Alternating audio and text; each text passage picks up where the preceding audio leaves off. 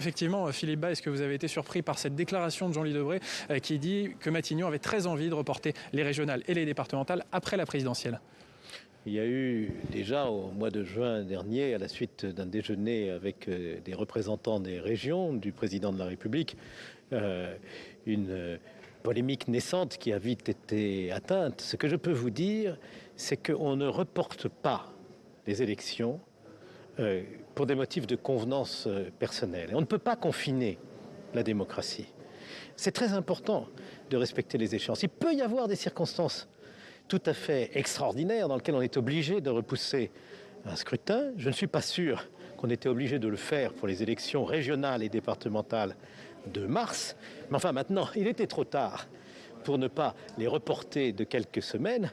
Il faut se tenir strictement à la date de juin qui a été retenue et mobiliser tous nos efforts, les maires, les préfets, le gouvernement, le Parlement lui aussi, pour assurer la sécurité du scrutin.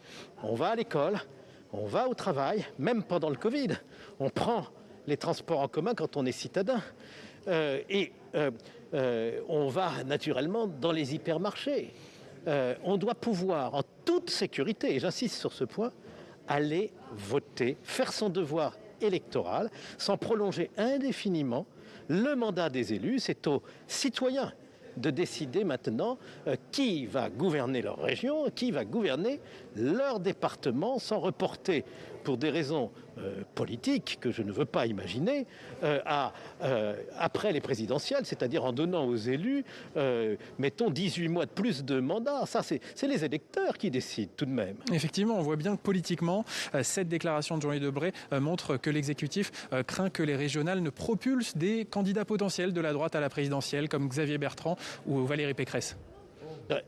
On voit que dans ces grandes régions, se sont forgées des expériences qui peuvent servir au plan national.